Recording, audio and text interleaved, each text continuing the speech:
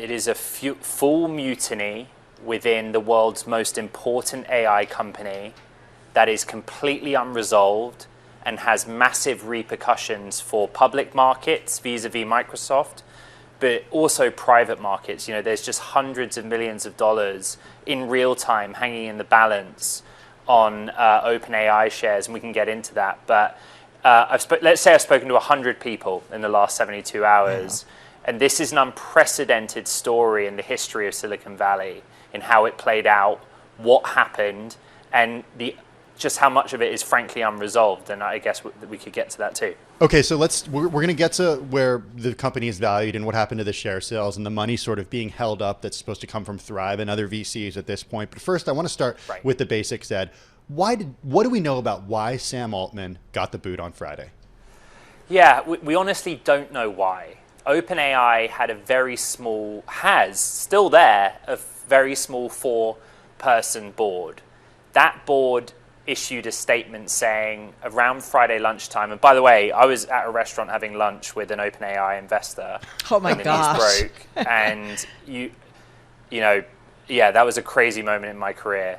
You can only imagine. Anyway, was the person shocked? Was the person shocked?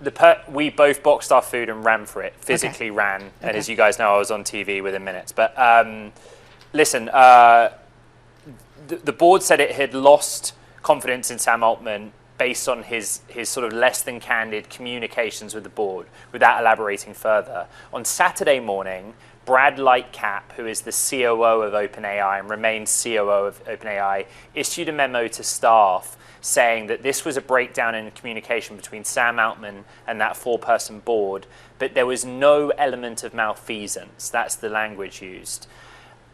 What we know from sources is that there is some sort of philosophical disagreement here. Sam Altman is a product guy. He is about getting that generative AI technology into the real world, charging money for it, getting it into the hands of consumers and enterprises. The board, the 4 of them, are largely academics who recognize an existential threat from AI posed to humanity, and that there's a point of difference there somewhere along the way, but we don't know more than that. There's so much more to be unveiled. Well, it makes you wonder, okay, so, it makes me kind of nervous that the board wasn't able to maybe talk to its CEO right before doing this. Help me understand. Wait, go ahead. Yeah. Right? Well, the chronology of it is astonishing. Sources say Sam Altman found out he was being fired as CEO minutes before he was fired as CEO. Mira Murati, who was then the CTO, was informed the night before of what was going to happen and that she would become acting CEO. And what's astonishing, Ashley Vance, our dear colleague at Businessweek, myself, people like Dina Bass, Emily Chang, we were hearing pretty early on Saturday and Sunday, then into Sunday afternoon, that the board was digging in. They were like, no, we're not caving. We're going to hire a new CEO. But the messages from the Sam Altman side were like, right up until the last minute last night, Sam's coming back as CEO. And the net result is that Sam has left, joined Microsoft, and we have a new interim CEO at OpenAI. I'm just trying to give some sense of how all of this just played in real time. And it's rapid. It was rapid, but also everyone was wrong. Everyone, the investors that were trying to get Sam Altman back in the CEO role, were adamant that it was going to happen. Satya Nadella, who's the Microsoft CEO, was playing the peace broker, the middleman, doing everything that he could to put Sam Altman back. Yeah. But my understanding is the board, they just didn't pick up the phone.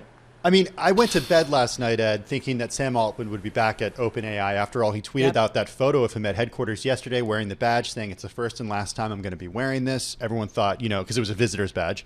So then I wake up this morning and find out that he's at Microsoft.